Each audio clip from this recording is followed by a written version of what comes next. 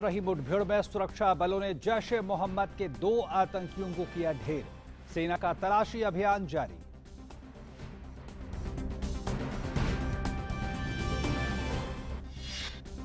चालू वित्त वर्ष की दूसरी तिमाही में देश के विकास दर के अच्छे आंकड़े आने के बाद शेयर बाजार में दिखा उत्साह। सेंसेक्स अभी 600 से ज्यादा अंकों की उछाल के साथ कर रहा है कारोबार।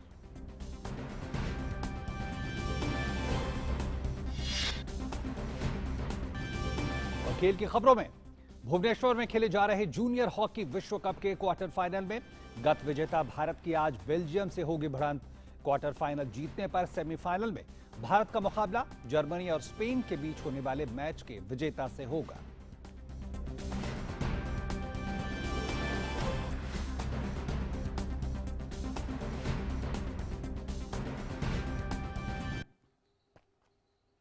और सबसे पहले बड़ी खबरों पर नजर डालते हैं।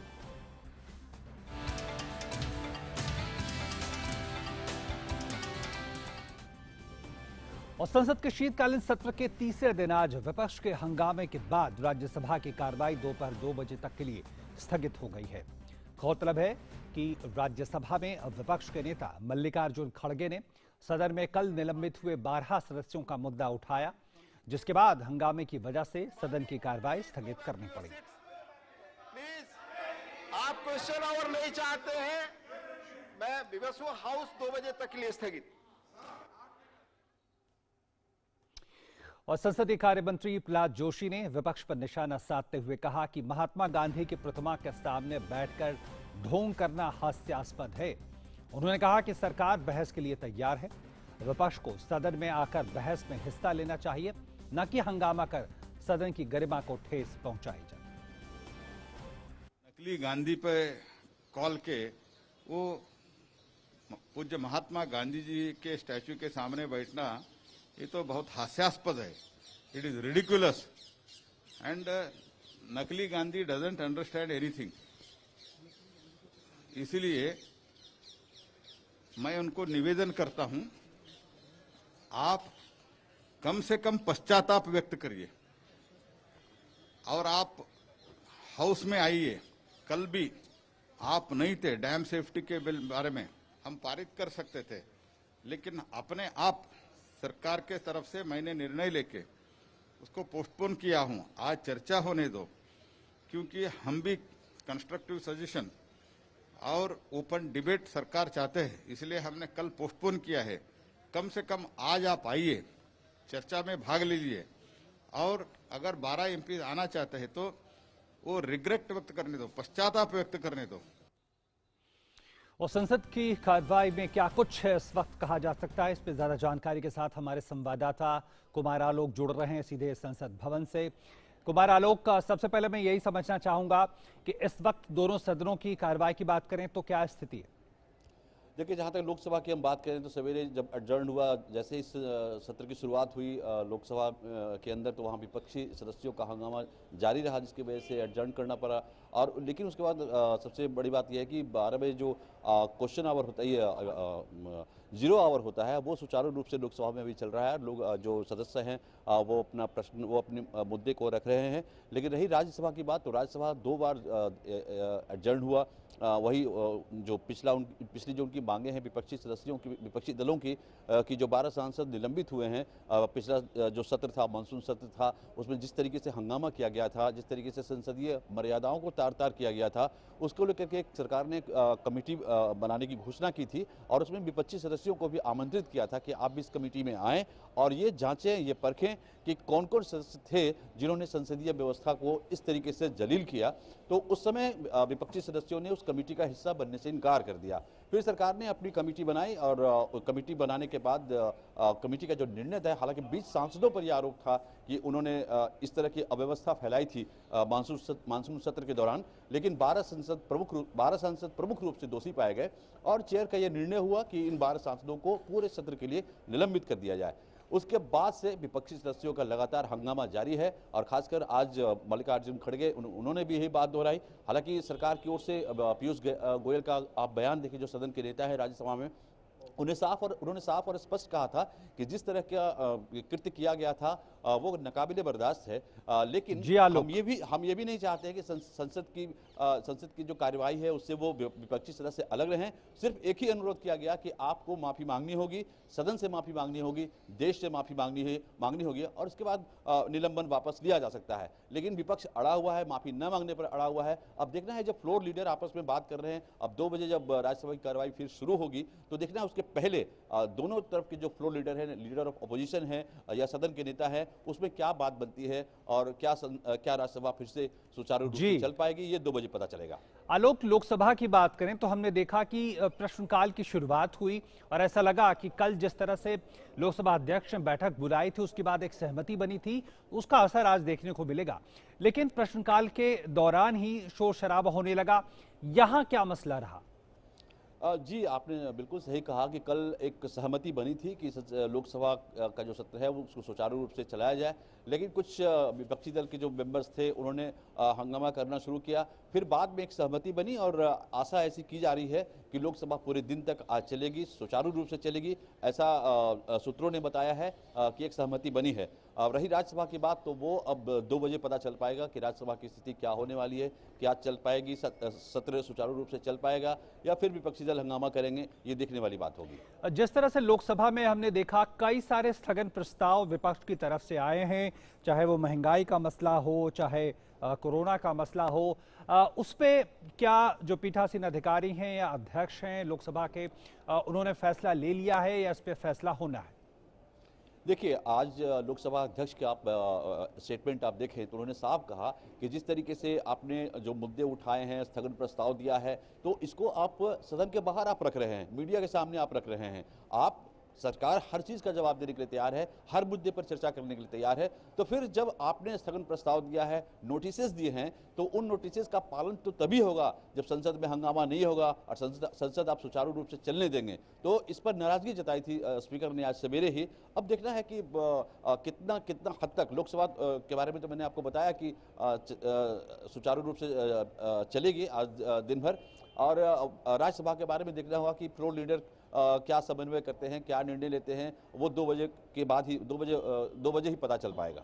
अगर एजेंडों की बात करें तो क्या क्या बिजनेस आज लिस्टेड है, अगर हम लोकसभा की अगर पहले बात कर लें आलोक? जी देखिए, लोकसभा में 2 बिल है, एक मनसुख मांडविया जी पेश करेंगे और दूसरा PP Chaudhary data safety bill को लेकर के बिल को रखेंगे और उसको पारित करवाने की कोशिश भी करेंगे। और जहां तक राज्यसभा की हम बात करें तो राज्यसभा में डैम सेफ्टी बिल शेखावत जी जो जल शक्ति मंत्री हैं वो पेश करेंगे और साथ साथ उस पर उसको पारित करवाने की भी कोशिश होगी सरकार की। जैसा कि आपने अभी सुना, संसदीय कार्य मंत्री को सुना कि कल ही ये बिल टेबल होने की ओर अग्रसर था, लेकिन जैसे ही माननीय जो मंत्री हैं उन्होंने इस बिल को टेबल करने की कोशिश की तो जो संसदीय कार्य मंत्री प्रहलाद पटेल है वो उठ खड़े हुए और उन्होंने ये कहा कि संसदीय मर्यादाओं का पालन करते हुए, क्योंकि कोई भी बिल अगर पास होता है तो उस पर चर्चा होती है, उसमें पक्ष और विपक्ष दोनों शिरकत करते हैं।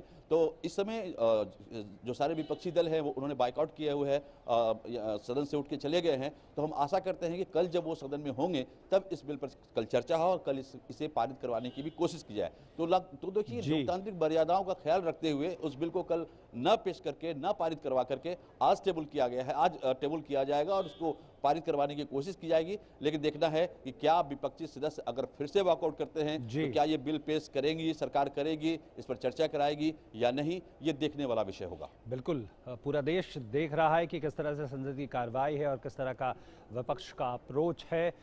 नजरें रहेंगी संसद भवन पे। बहुत बहुत धन्यवाद आलोक, हमारे साथ जुड़ने के लिए, इन तमाम जानकारियों को देने के लिए। अब आपको लिए चलेंगे भाजपा के मुख्यालय, जहां पे भाजपा प्रवक्ता सैयद जफर इस्लाम प्रेस वार्ता को संबोधित कर रहे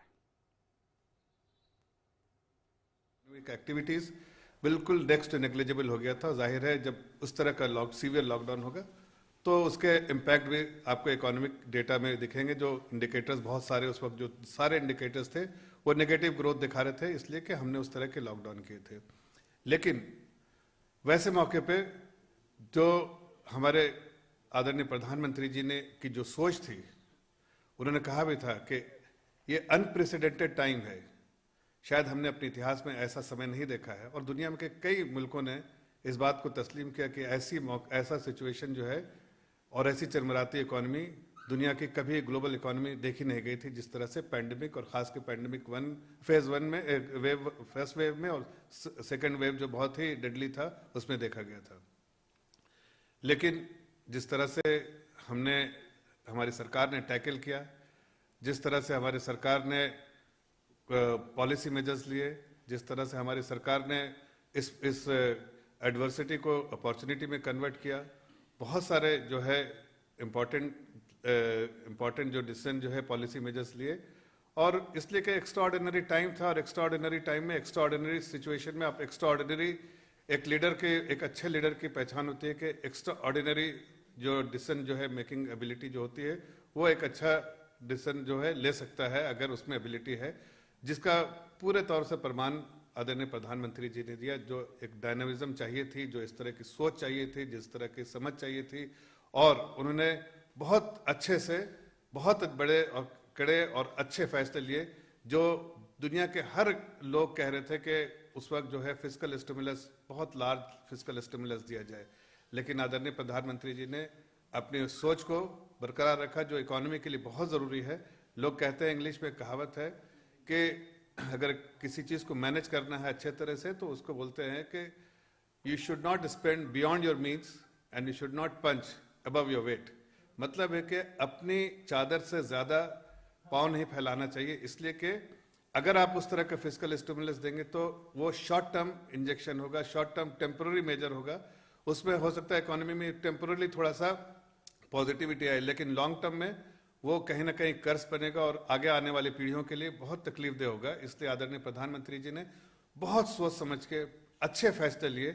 आज उसका प्रमाण उस फैसले का आज जो है पूरी दुनिया जो है एक्नॉलेज कर रही है कि हिंदुस्तान की इकोनॉमी में जिस तरह से फैसले लिए गए, आज ये दुनिया के ये कोई सीक्रेट नहीं है, दुनिया की सबसे तेज तर्रार इकोनॉमी है, तेजी से ग्रो कर रही है, और ग्रोथ मोमेंटम जिस तरह से इकोनॉमिक एक्टिविटीज जो है वो दिख रही है, उससे साफ इसके संकेत है कि आगे आने वाले दिनों में हिंदुस्तान जो है कि हिंदुस्तान की इकोनॉमी और तेजी से ग्रो करेगी। देखिए, आज दुनिया के हर जो इन्वेस्टर कम्युनिटी है और दुनिया में जब भी कोई भी ऐसा फाइनेंशियल इंस्टीट्यूशन या मल्टीनेशनल इंस्टीट्यूशन जो एनालाइज करता है इकोनॉमी को, वो सब कहते हैं और उनकी सबकी सोच है कि अगले 20 से 30 साल तक दुनिया की कोई ऐसी कंट्री नहीं है जो इस तरह की अपॉर्चुनिटी, ग्रोथ मोमेंटम जो दे सके, इस तरह की अपॉर्चुनिटी बिजनेसेस के लिए जो हिंदुस्तान में है वो और किसी कंट्री में है। आप अगर बहुत सारे चीज़ को अगर एनालाइज कीजिए तो आप देखिए कि जो सबसे ज़्यादा वर्किंग पॉपुलेशन जो है वो 2025 में हिंदुस्तान में होगा, वर्किंग एज पॉपुलेशन हिंदुस्तान में होगा। ये अपने आप में बहुत बड़ा डेमोग्राफिक डिविडेंड है। आप अगर देखिए तो जो 2030 में सबसे ज़्यादा इंटरनेट यूजर्स जो हैं 850 मिलियन जो यूजर्स जो हैं हिंदुस्तान में होंगे। ये अपने आप में एक बहुत बड़े नंबर है। अगर आप मार्केट के एतबार से देखें तो आप देखिए कि 2035 में जो सबसे बड़ा डीप मार्केट जो हिंदुस्तान का होगा, चाइना से ज़्यादा आबादी हमारी होगी 2035 में, और उससे जो सबसे बड़ा जो एडवांटेज होगा कि हमारे पास एक मार्केट होगा और हमारी जो अर्थव्यवस्था जो दुनिया के तीसरे नंबर की जो है इकॉनमी हो जाएगी 2035 में, जिस ग्रोथ रेट से हम चल रहे हैं। और उतना ही नहीं बल्कि जो आप चाइना और यूएस के जो इकॉनमी है उसके बस पीछे हम खड़े रहेंगे, बाकी दुनिया के और इकॉनमी से हम आगे निकल चुके होंगे। और उसकी वजह है कि आज जो हमने बहुत सारे आत्मनिर्भर पैकेज का जो अनाउंसमेंट किया, और आत्मनिर्भर पैकेज जो है वो बहुत सोची समझी रणनीति थी सरकार की, और इसको कॉम्प्लीमेंट आज दुनिया कर रही है। उस वक्त हो सकता है कि बहुत सारे लोग उसका क्रिटिसिज्म कर रहे होंगे कि हमने सिर्फ पॉलिसी मेजर्स लिए, स्ट्रक्चरल रिफॉर्म्स किए, फिस्कल स्टिमुलस कम दिया, लेकिन जिस सोच से आदरणीय प्रधानमंत्री चले थे आज उस सोच को दुनिया ने लोहा माना है। इसलिए कि आंकड़े बताते हैं कि उस समय का जो फैसला था आज उस फैसले की वजह से हिंदुस्तान की इकोनॉमी बहुत मजबूत इकोनॉमी हो गई है। और अगर आप आंकड़े में देखें, आप जैसे कल आपने देखा जीडीपी जो नंबर आया है सेकंड क्वार्टर सितंबर का, उसमें 8.4 से रियल जीडीपी जो है 8.4% आया है। अगर आप 2 साल का कंपाउंडेड एनुअल ग्रोथ रेट देखें तो ये पॉजिटिव है। आप बहुत सारे जो हाई फ्रिक्वेंसी डेटा देखें तो आपको दिखेगा कि हाई फ्रिक्वेंसी डेटा चाहे ई-वे बिल हो, चाहे ट्रैक्टर रजिस्ट्रेशन हो, चाहे कार रजिस्ट्रेशन हो, चाहे आप पावर कंजम्पशन हो, चाहे आपका बहुत सारे जो ये है रेलवे फ्रेट हो, सारे जो इंडिकेटर्स दिखा रहे हैं कि ये प्री कोविड लेवल से बेटर हो गए हैं। मतलब क्या समझ में आता है कि इकोनॉमिक एक्टिविटी जो हमने फैसले लिए थे, अब now it is paying the dividend, ये तेजी से बढ़ रहा है। और आगे जो हमारी ग्रोथ मोमेंट एक्सपेक्टेशंस है वो भी दुनिया में आज 8.4% आए, लेकिन आगे आने वालों में डबल डिजिट भी ग्रोथ एक्सपेक्टेशंस दुनिया के बहुत सारे लोग जो एनालाइज करते हैं इंडियन इकोनॉमी को, उनकी रिपोर्ट के हिसाब से 9.9% से 10% और उससे भी ज़्यादा ग्रोथ हो सकता है। तो उसकी वजह यह है कि आज आप जीएसटी कलेक्शन देखिए, आपने देखा है 1.31 लाख करोड़ देखिए। आप अगर किसी अगर इकोनॉमी को एनालाइज करना है तो सबसे पहले देखते हैं इकोनॉमिक एक्टिविटीज़ क्या है, हाई फ्रिक्वेंसी डेटा किस तरह से उसका डायरेक्शन क्या है, और साथ साथ ये भी देखते हैं कि आपके सेक्टोरल जो है वो आंकड़े क्या दिखाते हैं। आप देखिए एग्रीकल्चर में हम बहुत तेज़ी से ग्रो कर रहे हैं। एग्रीकल्चर जो है हमारा वो इस 4.5% से ग्रो किया है। आप देखिए माइनिंग सेक्टर जो है वो 15.5% से ग्रो कर रहा है। आप अगर देखिए जो पीएमआई डेटा बोलते हैं, पीएमआई डेटा जो है परचेजिंग मैनेजर इंडेक्स जो है, आप अगर मैन्युफैक्चरिंग का देखिए तो 57% का है, और अगर सर्विसेज सेक्टर में देखिए तो आप 58 के आसपास है, 58.5 59 के आसपास। ये क्या संकेत दे रहे हैं? ये संकेत दे रहे हैं कि बहुत तेजी से अर्थव्यवस्था आगे की तरफ बढ़ रही है। और मुझे लगता है कि आप अगर सेक्टोरल इवैल्यूएशन करें तो उसमें भी जो आपको बहुत सारे, जैसे मैं आपको कुछ आंकड़े देता हूं कि अगर इंडस्ट्री सेक्टर में आप देखिए तो वो रोबस्टली ग्रो कर रहा है 6.3% पे, कंस्ट्रक्शन सेक्टर जो है वो आपका 7.5% पे, सर्विसेज सेक्टर जो है अगेन बहुत स्ट्रांग मोमेंटम के साथ 10.2% ईयर ऑन ईयर बेसिस पे चल रहा है।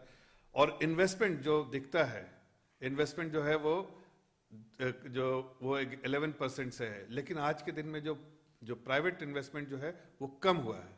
ये ज़्यादा जो है कैपेक्स जो है सरकार की तरफ से किया जा रहा है। आपने पिछले बजट में भी देखा होगा कि ऑल टाइम जो एलोकेशन है वो कैपेक्स में सरकार ने किया था, इसलिए कि प्राइवेट इन्वेस्टमेंट नहीं हो रहे थे। लेकिन अब बैंकों की हालत सुधर गई है, बैंक फुल्ली कैपिटलाइज है, बैंक जो है ज़्यादा से ज़्यादा लोन देने की स्थिति में है।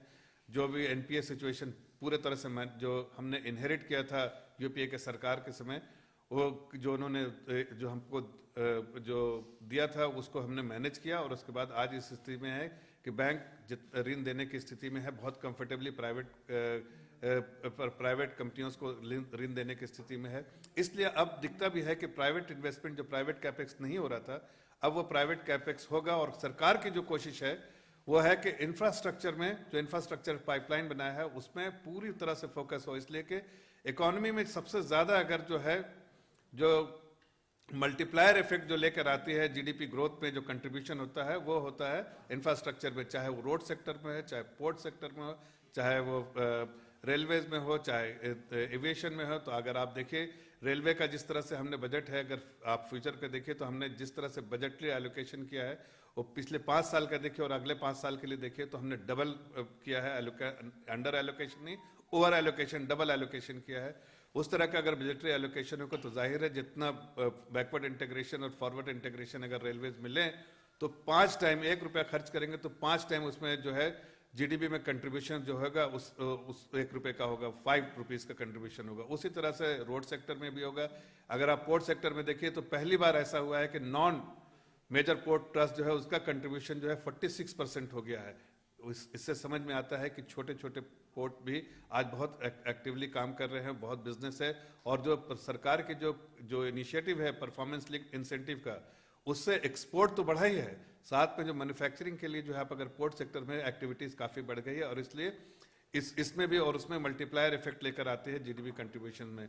आप अगर एविएशन में देखें तो एविएशन पिछले 10 सालों में जो पैसेंजर ट्रैफिक जो है ट्रिपल हो गया है। इसका मतलब है कि आगे आने वाले दिनों में जितने एयरपोर्ट हमने बनाए हैं और उड़ान स्कीम जो है उससे और भी पैसेंजर ट्रैफिक बढ़ेगा और इकोनॉमी में भी उसी तरह से गति आती रहेगी। तो सरकार के फैसले ने जो फैसला लिया था, जिसके क्रिटिसिज्म कर रहे थे, आज मैं कुछ लोगों के बारे में कहना चाहता हूं जो सीक्रेटली तो जाके चाइना के एम्बेसडर के घर पे खाना पीना तो खा लेते हैं, लेकिन जब देखते हैं, जब उन्हें आंकड़ा देखना चाहिए कि भाई चाइना जो है वो 4.9% से ग्रो कर रहा है और इंडिया की जीडीपी जो है 8.4% से ग्रो हो रही है। चाइना के लिए जो है वो जो फ्यूचर फोरकास्ट जो है वो नेगेटिव है और इंडिया के लिए और पॉजिटिव फोरकास्ट है। तो मुझे लगता है कि जो लोग इकोनॉमी के बारे में समझ नहीं रखते हैं, उन्होंने बहुत सारे इकोनॉमी के बारे में क्रिटिसिज्म किए। आज देश की जनता मजबूत हो रही है, इकोनॉमिक अर्थव्यवस्था मजबूत हो रही है, तो जाहिर है देश की जनता मजबूत हो रही है, पर कैपिटा इनकम बढ़ते जा रहा है। और जितने अनएम्प्लॉयमेंट के बारे में बात कर रहे थे, आज वो अनएम्प्लॉयमेंट रेट जो है वो प्री कोविड लेवल से बेटर हो गया है। और आगे आने वाले में जिस तरह से जो इकोनॉमिक एक्टिविटी और जिस तरह से निवेश, बाहर के लोग जो एफडीआई इन्वेस्ट कर रहे हैं, आज ईयर टू डेट अगर देखें तो 41 बिलियन के आसपास में ईयर टू डेट इन्वेस्टमेंट हो चुका है। अभी और भी महीने बाकी हैं, लेकिन ऑल टाइम हाई है। बहुत सारे आंकड़े देखें तो ऑल टाइम हाई है। और उससे सिर्फ एक ही चीज दर्शाया जा सकता है कि जो आदरणीय प्रधानमंत्री ने जिन्हें जो फैसला लिया था आत्मनिर्भर पैकेज के अंदर, बहुत सारे फैसले लिए थे, उन सब फैसलों की वजह से आज हमारी इकोनॉमी बहुत स्ट्रांग है, बहुत स्ट्रांगली चल रही है। और आगे आने वाले दिनों में हर तरह से एक ब्राइट स्पॉट जो है पूरे दुनिया के लिए होगा, निवेश के लिए और हिंदुस्तान के लिए। एक अच्छी न्यूज़ ये है कि हिंदुस्तान के आने वाले दिनों में इसकी वजह से बहुत सारे जॉब क्रिएशन होंगे और आगे आने वाली पीढ़ी, जिसका जिक्र मैंने किया कि सबसे ज़्यादा जो है यहाँ पर वर्किंग एज पॉपुलेशन के सबसे ज़्यादा दुनिया में 2025 तक होंगे, उनके लिए बहुत सारे जो हमने इनिशिएटिव लिए हैं, सरकार ने लिए हैं, बहुत सारे पॉलिसी मेजर्स से और स्ट्रक्चरल रिफॉर्म से, उनसे जितनी नौकरियाँ जो आएंगी उसका सीधा सीधा फायदा आगे आने वाली जनरेशन को होगा। Thank you. अगर आपका कोई सवाल हो तो आप बताएं। राहुल गांधी ये आरोप लगा रहे हैं कि जैसे जैसे महंगाई। तो ये आप देख रहे थे भाजपा मुख्यालय से सीधे प्रेस वार्ता, जहां जो है भाजपा प्रवक्ता जफर इस्लाम प्रेस को संबोधित कर रहे थे। उन्होंने खासकर अर्थव्यवस्था के बारे में बातें कही। जिस तरह से अर्थव्यवस्था को लेकर ताज़ा आंकड़े आए हैं, कल ही जीडीपी ग्रोथ के आंकड़े आए हैं जो बताते हैं कि 8.4% की गति से पिछली तिमाही में बढ़त हुई है। और यही नहीं, जो सेक्टोरल ग्रोथ है, यानी जो कोर सेक्टर है, वहां भी लगातार बेहतरीन प्रदर्शन रहा है। चाहे हम कृषि की बात कर लें, चाहे हम मैन्युफैक्चरिंग सेक्टर की बात कर लें, चाहे हम माइनिंग एरिया की बात कर लें, लगातार बेहतरीन प्रदर्शन हुआ है। खास बातों पर जोर देते हुए भाजपा प्रवक्ता ने यह साफ तौर पर कहा कि आने वाला वक्त युवाओं का है और उनके लिए रोजगार के बेहतरीन मौके बन रहे हैं।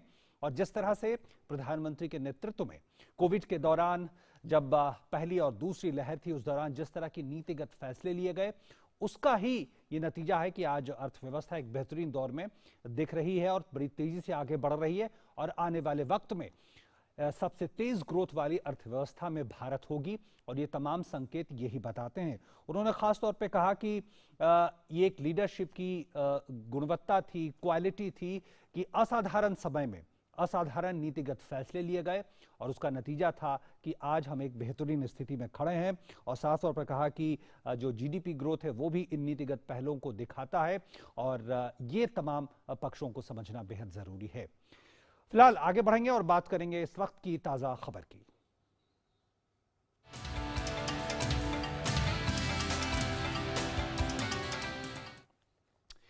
कोरोना के नए वेरिएंट ओमिक्रॉन को लेकर सरकार ने दूसरे देश से आने वाले यात्रियों के लिए जारी नए दिशा निर्देश आज से प्रभावी हो गए हैं। और स्वास्थ्य मंत्रालय ने देश में आने वाले अंतर्राष्ट्रीय उड़ानों से आने वाले लोगों के लिए दिशा निर्देशों को संशोधित किया है, जो कि 1 दिसंबर से यानी आज से प्रभावी होगा। सभी यात्रियों को पिछले 14 दिनों की यात्रा का विवरण देना होगा। साथ ही एयर सुविधा पोर्टल पर RT-PCR टेस्ट की नेगेटिव रिपोर्ट को अपलोड करना होगा। 12 जोखिम श्रेणी वाले देशों के से आने वाले यात्रियों को देश में आने के बाद कोविड टेस्ट करवाना होगा और एयरपोर्ट पर टेस्ट की रिपोर्ट के लिए इंतजार करना होगा। यात्रियों की रिपोर्ट अगर नेगेटिव आती है तो उन्हें 7 दिनों के होम क्वारंटाइन में रहना होगा।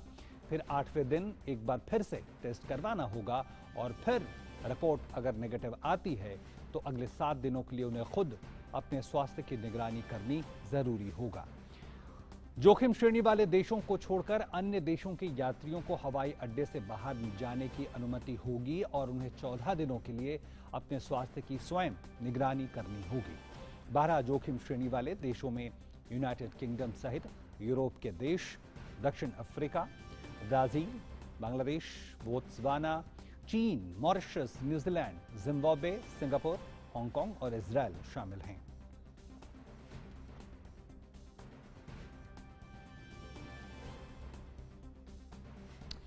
और भारत ने कोरोना वायरस के नए वेरिएंट ओमिक्रॉन से प्रभावित जोखिम वाले श्रेणी वाले देशों की सूची में से बांग्लादेश को हटा दिया है। स्वास्थ्य मंत्रालय ने मंगलवार को नई सूची जारी की, जिसमें से बांग्लादेश का नाम हटा दिया, जहां से आने वाले यात्रियों की अतिरिक्त जांच और रिपोर्ट की जरूरत नहीं पड़ेगी। अब 11 जोखिम श्रेणी वाले देशों में यूनाइटेड किंगडम सहित यूरोप के देश, दक्षिण अफ्रीका, ब्राजील, बोत्सवाना, चीन, Mauritius, New Zealand, Zimbabwe, Singapore, Hong Kong और इजराइल शामिल हैं।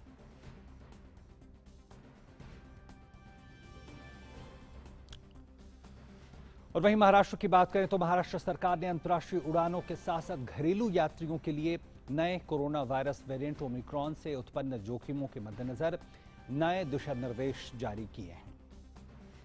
और नए दिशा निर्देशों के अनुसार सभी अंतर्राष्ट्रीय यात्रियों को उन देशों का विवरण देना होगा जहां उन्होंने पिछले 15 दिनों में यात्राएं की हैं। यात्रा के दौरान घरेलू यात्रियों के पास आरटी-पीसीआर की रिपोर्ट नेगेटिव होनी चाहिए।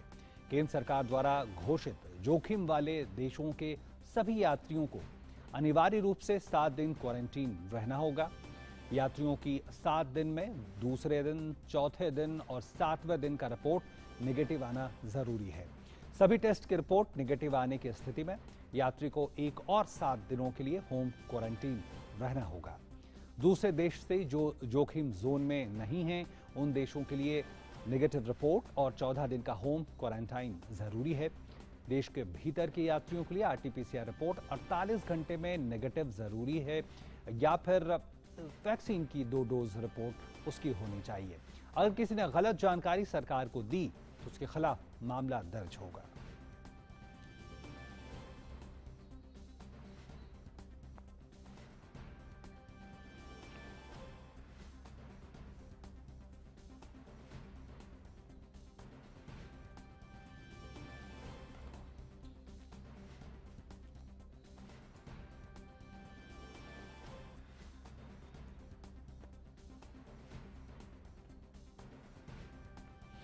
तो तमाम तरह के दिशा निर्देश हैं जो आज से प्रभावी हो गए हैं। जरा उस पर नजर डाल लेते हैं आंकड़ों के जरिए। तो आज से जो लागू हुए हैं, हर अंतर्राष्ट्रीय यात्री को पिछले 14 दिनों की यात्रा की जानकारी देनी होगी। और वो कैसे देंगे? तो उनके लिए यात्रा शुरू करने से पहले एयर सुविधा पोर्टल पर कोरोना वायरस की नेगेटिव आरटी-पीसीआर जांच रिपोर्ट अपलोड करना जरूरी है जब यात्रा वो शुरू कर रहे हैं। और उसके बाद क्या, तब तक यात्री को हवाई अड्डे से छोड़ने की या जाने की अनुमति नहीं दी जाएगी जब तक नमूने के जांच के नतीजे प्राप्त नहीं हो जाते। ये भी खासकर एहतियात बरती जा रही है अंतर्राष्ट्रीय हवाई अड्डों पर विशेषकर। इसके अलावा क्या, अंतर्राष्ट्रीय यात्रियों की आरटी-पीसीआर रिपोर्ट नेगेटिव आने पर 7 दिन का होम क्वारंटाइन जरूरी होगा। साथ में अंतर्राष्ट्रीय यात्रियों की 8वें दिन दोबारा जांच होगी, यानी पूरी तरह से चौकसी बरती जाएगी कि किस तरह से जो है सही परिणाम सामने आए। राज्यों ने भी अपने अपने स्तर पर कुछ जो है दिशा निर्देश जारी किए हैं। इन तमाम दिशा निर्देश तो लागू होंगे ही, उसके अलावा राज्यवार कुछ विशिष्ट पहल की गई। जैसे महाराष्ट्र की बात करें तो हवाई यात्रियों का, जैसा हमने बताया, दूसरे, चौथे और 7वें दिन आरटी-पीसीआर रिपोर्ट टेस्ट अनिवार्य होगा। दूसरे राज्य से अगर महाराष्ट्र में कोई आ रहा है तो उनके लिए आरटी-पीसीआर टेस्ट भी उनके लिए भी अनिवार्य होगा। उसी तरह उत्तर प्रदेश की बात करें तो यहां भी विदेशी यात्रियों का जो आरटी-पीसीआर टेस्ट है वो अनिवार्य होगा। इसके अलावा डेली मॉनिटरिंग बढ़ाने के भी आदेश दिए गए हैं ताकि पुख्ता नजर रहे। इसके अलावा विदेशों से लौटे यात्रियों में 14 दिन के भीतर लक्षण दिखने पर जांच होगी, फिर और आगे कार्रवाई होगी। वहीं झारखंड की बात करें तो यहां भी फ्लाइट से यानी हवाई यात्रा से जो लोग पहुंच रहे हैं उनकी विशेष जांच होगी। ट्रेन यात्रियों की जांच के लिए भी विशेष तैयारियों की बात कही गई है झारखंड राज्य में। इसके अलावा वैक्सीनेशन अभियान में तेजी लाने का भी निर्देश दिया गया है राज्य सरकार की ओर से। कर्नाटक की बात करें तो तमाम निर्देशों के अलावा आरटीपीसीआर सकारात्मक होने पर तुरंत अस्पताल में भर्ती होने का प्रावधान है और बाकी जो तमाम निर्देश हैं केंद्रीय स्तर के वो तो लागू होंगे ही होंगे। इसके अलावा और क्या कुछ कार्रवाई की जा रही है और क्या कुछ बातें की जा रही हैं, इस पर ज्यादा जानकारी के साथ हमारे संवाददाता नितेंद्र सिंह हमारे साथ जुड़ गए हैं। नितेंद्र, सबसे पहले यही, आज से ये प्रभावी हो गए हैं जो दिशा निर्देश हैं, और किस तरह की तैयारी आपको लगता है मंत्रालय की और राज्यों की तरफ से क्या संकेत मिल रहे हैं? देखिए ओपी, इसके पीछे मकसद ये है कि जो नया वेरिएंट है वो भारत में प्रवेश न कर पाए, और इसके लिए सख्त सर्विलेंस चलाया जा रहा है, चाहे इंटरनेशनल बॉर्डर पे हो या फिर जो भी प्रभावित देश से लोग आ रहे हैं, नागरिक आ रहे हैं, उनके लिए एक प्रोटोकॉल बनाया गया है।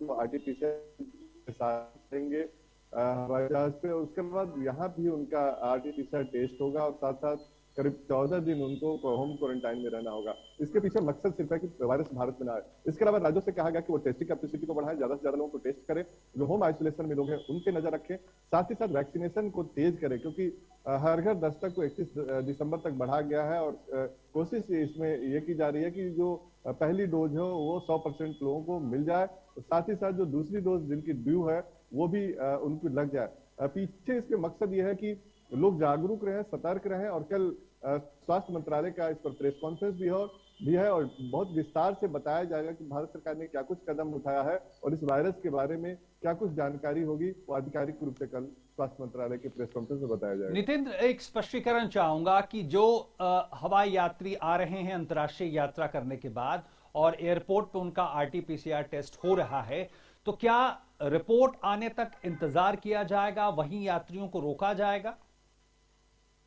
निश्चित तौर पे रोका भी जाएगा। इसके लिए दिल्ली में भी व्यवस्था किया गया है कि तकरीबन 1500 यात्रियों को रहने की व्यवस्था किया गया है, क्योंकि आरटीपीसीआर निगेटिव होने के बाद ही फिर उनको होम क्वारंटाइन के लिए भेजा जाएगा। तो ये व्यवस्था की जा रही है। इसके पीछे सिर्फ और सिर्फ मकसद ये है कि जो लोग भी प्रभावित देश से आ रहे हैं, अगर संक्रमित है तो उनको वहीं पहचान करके आइसोलेट किया जाए, और अगर नहीं भी है तो चूंकि वायरस का लक्षण 5 से 7 दिन में आता है, ऐसे में उनको ट्रैक किया जाएगा। उनके घर में अगर होम क्वारंटाइन है वहां भी उन पर नजर रखी जाएगी, और सिर्फ मकसद यही है कि किसी भी तरह के नए वेरिएंट हमारे देश में न पहुंच पाए। ये भी दिशा निर्देशों में है कि 8वें दिन भी जो है यात्रा के 8वें दिन पर भी टेस्ट होंगे और फिर उसके बाद 14 दिन के बाद भी कुछ कदम उठाए जाएंगे।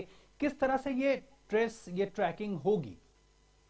8वें दिन इसलिए किया गया है कि क्योंकि वायरस अगर किसी में संक्रमण होता है तो 5 से 7 दिन में उसके सिम्टम्स आते हैं, इसलिए 7 दिन का होम क्वारंटाइन है और 8वें दिन फिर उनको आरटीपीसीआर टेस्ट कराना है। अगर निगेटिव रहता है तब भी 7 दिन उनको अपने स्वास्थ्य पर नजर रखना है, यानी 14 दिन का मैंडेटरी है होम क्वारंटाइन, और उस पे लगातार आप खुद भी आपको ध्यान देना है, साथ ही साथ जो हेल्थ अथॉरिटी है, चाहे वो जिला प्रशासन हो, उनको भी ट्रैक करने के लिए कहा गया है। और सीधा इसके पीछे मकसद ये है कि किसी भी तरीके से एक भी केस भारत में ना आ पाए। बिल्कुल। एक आखिरी में बताएं कि जिस तरह से मुंबई से खबरें आई कि वहां पे 1000 से ज्यादा यात्री जो है प्रभावित देशों से आए हैं, लेकिन जो प्रशासन के पास है करीब 500 के आसपास यात्रियों की सूचना है, तो ऐसी परिस्थितियों को मद्देनजर किस तरह की चौकसी आगे बरतने की मंत्रालय या सोच रहा है इसके बारे में? देखिए, जो भी लोग प्रभावित देश से आ रहे हैं उनको ट्रैक किया जा रहा है, उन पर नजर रखी जा रही है और उनके सैंपल को जीनोम सीक्वेंसिंग के लिए भेजा गया है। कुछ रिपोर्ट आज शाम तक आएंगी, कल तक भी उम्मीद है कि आने की उम्मीद है, और जीनोम सीक्वेंसिंग के जरिए ही पता लगेगा कि क्या अगर मान लिया कोई पॉजिटिव भी है तो क्या ये वही वेरिएंट है या फिर डेल्टा वेरिएंट है या क्या कुछ है, ये जीनोम सीक्वेंसिंग के जरिए ही पता चलेगा। और इस वजह से इतने लोगों को ट्रैक किया गया है, उनके सैंपल को भेजा गया है जांच के लिए। बहुत बहुत धन्यवाद नितेंद्र इन तमाम जानकारियों और विश्लेषण के लिए। और अब नजर डालते हैं कुछ अन्य राष्ट्रीय खबरों पर।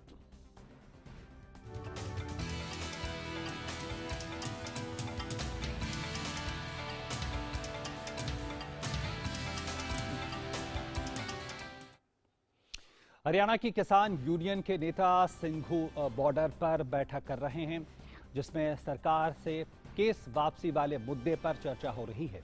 गौरतलब है कि 4 दिसंबर को किसान मोर्चे की एक अहम बैठक होनी है।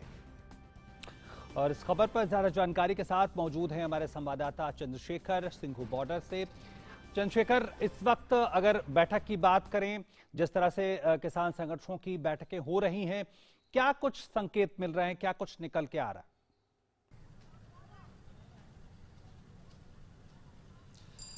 देखिए ओपी, मैं जहाँ तक यहाँ की बात करूँ तो यहाँ पर इससे पहले हरियाणा के जो किसान संघ के जितने भी जो नेता थे वो यहाँ पर मौजूद थे, और अब पंजाब के भी जो किसान नेता हैं वो यहाँ पर मौजूद हैं, और सम्मिलित जो उनकी मीटिंग है वो भी यहाँ पर होने वाली है।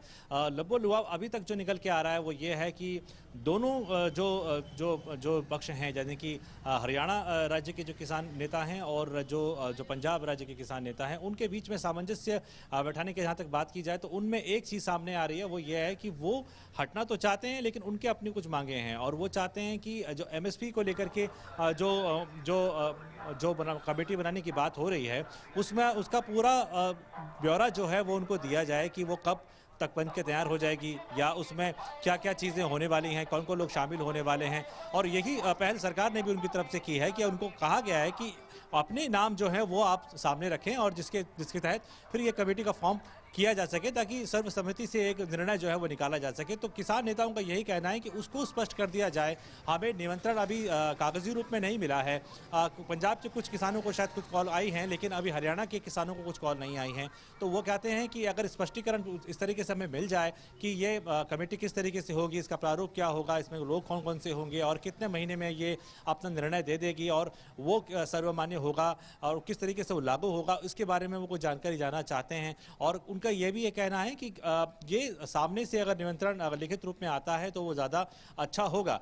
हालांकि कुछ किसान नेता जो है वो अभी भी अपने रुख पर अड़े हुए हैं और वो चाहते हैं कि इस एजिटेशन को जारी रखा जाए, लेकिन वो जो मांग वो मोटे तौर पर मांग रहे थे वो मांग तो सरकार ने मान ही ली है, और इसलिए उनका जो नैतिक अधिकार है या जो बेसिक जो उनकी जो मांगे थी वो अगर मान ली गई हैं, तो ऐसे में एजिटेशन या फिर इस प्रकार से ये जो धरना करना इसको आगे तक लेके जाना वो वाजिब नहीं जान पड़ता। इसीलिए इन जो तमाम जो किसान संगठन है उनके बीच में ये मनमुटाव का दौर है। कश्मकश है कि वो आगे किस ओर बढ़ें, लेकिन सामूहिक रूप से लोग मानने को तैयार हैं कि इस एजिटेशन को खत्म किया जाए, क्योंकि बहुत समय हो चुका है। जो मोटी मांगे थी, जो मेन मांगे थी, वो सरकार ने मान ली है, और सरकार अपनी तरफ से आगे बढ़कर उनसे कह रही है कि वो एमएसपी के लिए या फिर जो जीरो बजटिंग की जो बात हो रही है उसको लेकर के जो कमेटी बनेगी उसमें आप अपनी तरफ से अपने रिप्रेजेंटेटिव जो हैं वो आप भेजिए, ताकि आपको एक पूरी तरीके से एक विश्वास हो सके जो निर्णय वहां पे लिए जाएंगे।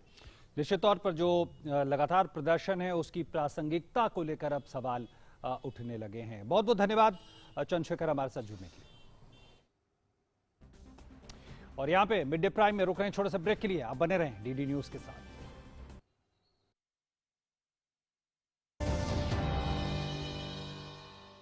हमेशा दो अगरबत्ती क्यों? एक तुम्हारे लिए और दूसरी सबके लिए। Cycle Pure Agarbathies. होंगे बच्चे स्वस्थ भले भूलेगा बचपन, इन्हें पिलाओ मुगली घुट्टी 555। पूजा जॉब छोड़ा फिर भी सो कूल। ब्रो, नए चैलेंजेस नए मौके लाते हैं। अच्छा सीरियसली राहुल, मेरा पूरा घर now it's an online retail store. देख।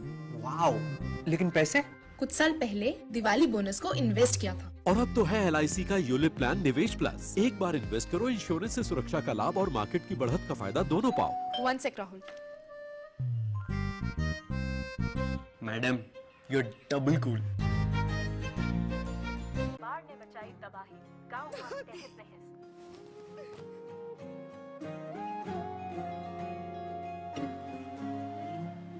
पहल करो, शुरुआत करो, जब करो तो पक्की बात करो। जब पैर तले से दिन गुजरे, सर के ऊपर से रात चले, तामीर करे नगरी नगरी, जब कारीगर का हाथ चले। वंडर सीमेंट, जब दिल में हो जज्बात तभी होती है एक परफेक्ट शुरुआत।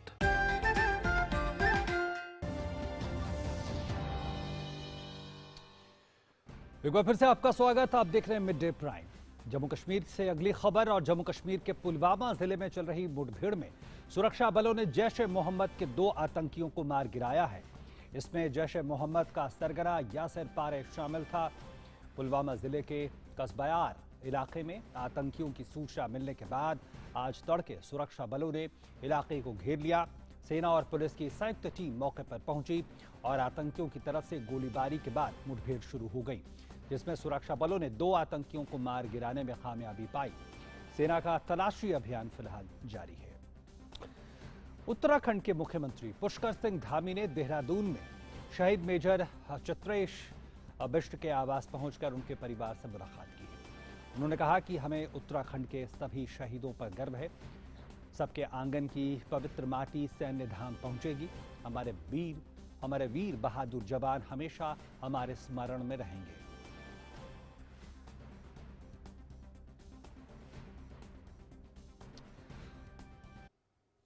हमें गर्व है मेजर चित्रेश बिष्ट पर, हमारे उत्तराखंड के सभी शहीदों पर, जिन्होंने अपनी देश की रक्षा के लिए, हमारे देश की रक्षा के लिए, देश की एकता के लिए, देश की अखंडता के लिए अपने प्राणों का बलिदान दिया है। और सबके आंगन की जो पवित्र माटी है वो सैन्य धाम पहुंचेगी और हमेशा हमारे ये वीर बहादुर सैनिक जिन्होंने देश के लिए अपनी शहादत दी है वो हमारे हमेशा स्मरण में रहेंगे, हमारी आने वाली पीढ़ियों के स्मरण में रहेंगे। हमारे देश के यशस्वी प्रधानमंत्री नरेंद्र मोदी जी ने जो 5वां धाम सैन्य धाम यहाँ बनाया है, उसकी घोषणा की है, वो सैन्य धाम में सबका योगदान होगा और सबकी उसमें सभी का एक तरह से सहयोग होगा। और अब मुंबई की बात करते हैं तो मुंबई में फिर से भारी बारिश को लेकर अलर्ट जारी किया गया है। मौसम विभाग ने आज मुंबई में भारी बारिश की आशंका जताई है।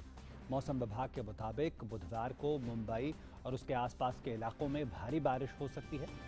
उत्तरी गुजरात और उत्तर पश्चिम महाराष्ट्र में भारी बारिश को लेकर चेतावनी जारी की गई है।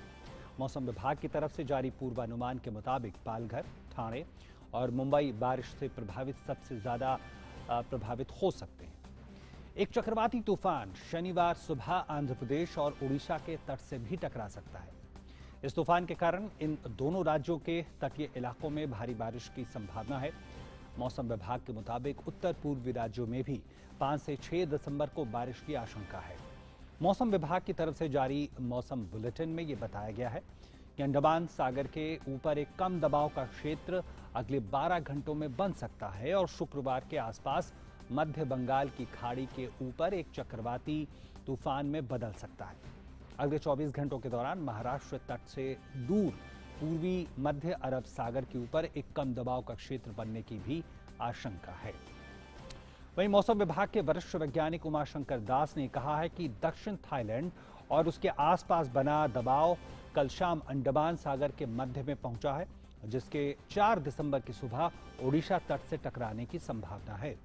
इससे पहले कल मौसम विभाग ने चक्रवाती तूफान के शनिवार सुबह आंध्र प्रदेश और ओडिशा के तट से टकराने की आशंका जताई है और इस तूफान के कारण इन दोनों राज्यों के तटीय इलाकों में भारी बारिश की संभावना है।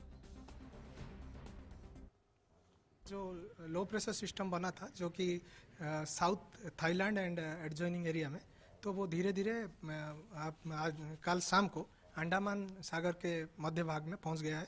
आज भी उसका जो स्थिति है वो उसी एरिया में एक्टिव है एवं और उसका जो एसोसिएटेड साइक्लोनिक सर्कुलेशन है वो मिड ट्रोपोस्फीयर तक, जो एटमॉस्फेयर में मिड ट्रोपोस्फीयर तक ये फैला हुआ है। 3 दिसंबर सेंट्रल बे ऑफ बंगाल के एरिया में ये एक साइक्लोनिक स्टॉर्म बनने का चांसेस है। उसके बाद ये जो इसका जो मूवमेंट का जो डायरेक्शन ऑफ मूवमेंट वो कंटिन्यू रहेगा और 4 दिसंबर मॉर्निंग टाइम्स में ये north Andhra Pradesh and Odisha coast के आसपास में पहुंचने का संभावना। इसके वजह से 3 तारीख के शाम से लेकर रात तक आपका कोस्टल उड़ीसा में बारिश होने का संभावना है। और वहीं तमिलनाडु की बात करें तो चेन्नई सहित कई इलाकों में बाढ़ की स्थिति बनी हुई है। इस बीच 20,836 लोगों को राहत शिविरों में पहुंचाया जा चुका है। हालांकि राज्य के कई हिस्सों में भारी बारिश हुई है। हालांकि पिछले कुछ दिनों से किसी के हताहत होने की खबर नहीं है, लेकिन बारिश में 500 से ज्यादा मवेशी मारे गए हैं और 2000 से अधिक झोपड़ियां क्षतिग्रस्त हो गई हैं। मौसम विभाग का कहना है कि 1 अक्टूबर से 30 नवंबर तक उत्तर पूर्व मानसून के कारण तमिलनाडु और पुदुचेरी में औसत से 82% अधिक बारिश हुई है, जबकि चेन्नई में 83% से अधिक बारिश हुई है।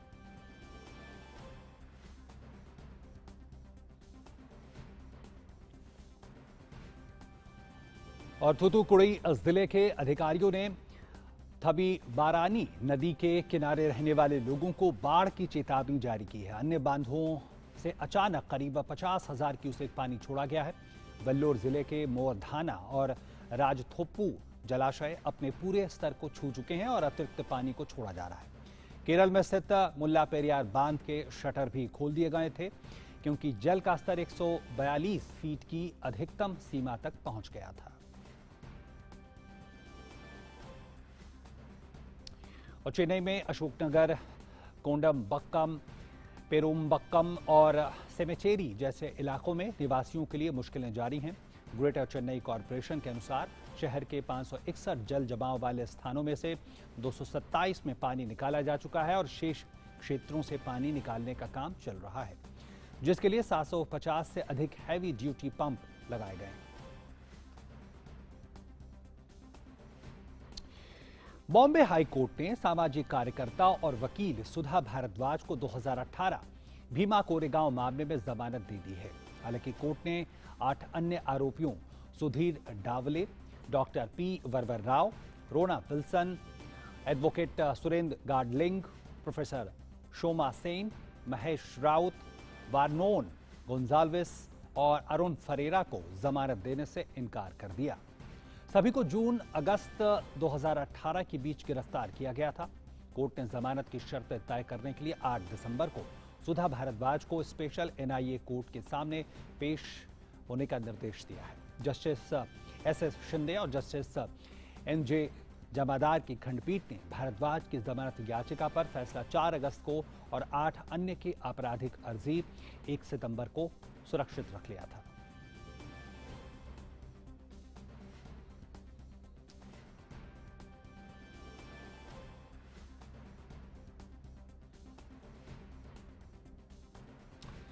मंगोलिया का संसदीय दल भारत के दौरे पर है। संसदीय दल ग्रेट हुरल के अध्यक्ष गोमजोबो जानदरशटर के नेतृत्व में आया है और इस बीच आज मंगोलियाई संसदीय दल लोकसभा की कार्रवाई देखने पहुंचा।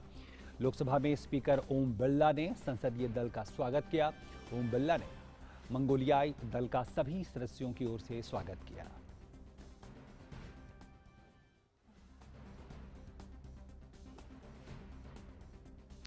सीमा सुरक्षा बल आज अपना 57वां स्थापना दिवस मना रहा है।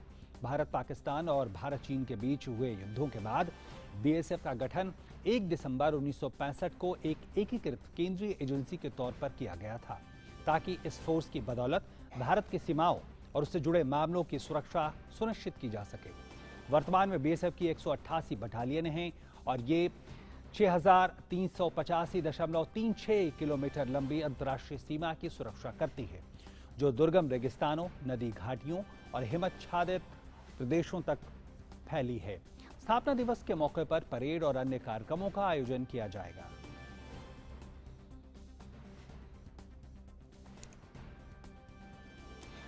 और प्रधानमंत्री नरेंद्र मोदी ने बीएसएफ के स्थापना दिवस पर बीएसएफ परिवार को बधाई दी है। ट्वीट संदेश में उन्होंने कहा है कि स्थापना दिवस के मौके पर बीएसएफ परिवार को बधाई। बीएसएफ को उसके साहस और पेशेवराना अंदाज के लिए व्यापक रूप से सम्मानित किया जाता है। ये बल भारत को सुरक्षित करने की दिशा में महत्वपूर्ण योगदान देता है और संकट और आपदाओं के समय में कई मानवीय प्रयासों में भी सबसे आगे है।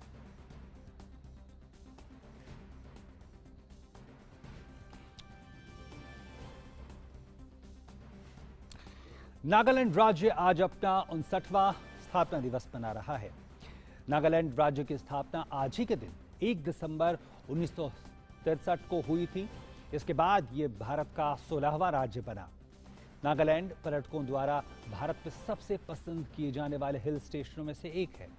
राष्ट्रपति रामनाथ कोविंद ने नागालैंड के स्थापना दिवस के मौके पर राज्य के नागरिकों को बधाई दी है।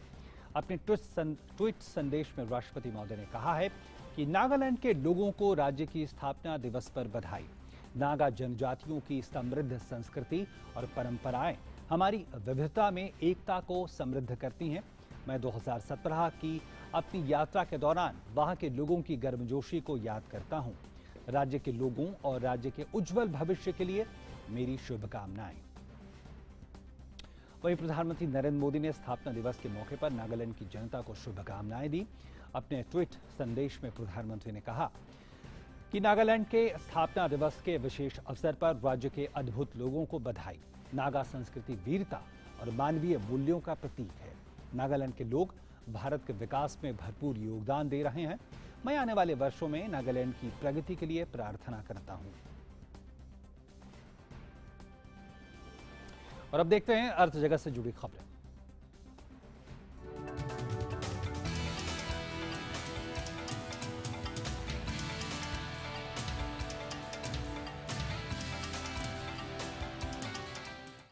और सबसे पहले बात तो जीएसटी की। वस्तु और सेवा कर यानी जीएसटी संग्रह नवंबर में बढ़कर 1.31 लाख करोड़ रुपए हो गया है, जो लगातार 5वें महीने 1 लाख करोड़ रुपए से ऊपर है और त्योहारी मौसम की तेजी को दर्शाता है।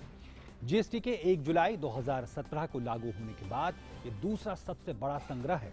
अक्टूबर 2021 में सकल जीएसटी राजस्व 1,31,526 करोड़ रुपए रहा, जिसमें सीजीएसटी 23,978 करोड़ रुपए, एसजीएसटी 31,127 करोड़ रुपए, आईजीएसटी 66,815 करोड़ रुपए और उपकर 9,606 करोड़ रुपए रहा।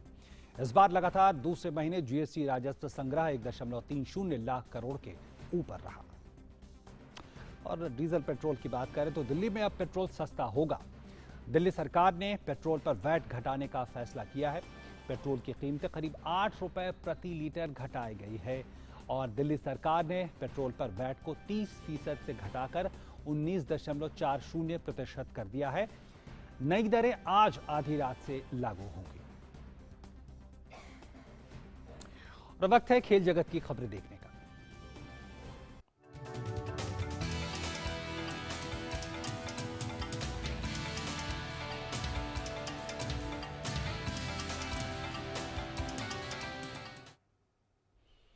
और खेल प्राइम के साथ मौजूद हैं हमारे सहयोगी सुचित्रा। सुचित्रा, अब आपके पास। शुक्रिया ओपी। शुरुआत करते हैं हॉकी से जुड़ी हुई आज की बड़ी खबर के साथ। भुवनेश्वर में खेले जा रहे जूनियर हॉकी विश्व कप में आज भारत का सामना क्वार्टर फाइनल में बेल्जियम से होगा। बेल्जियम की टीम अब तक जूनियर हॉकी विश्व कप का खिताब नहीं जीत सकी है।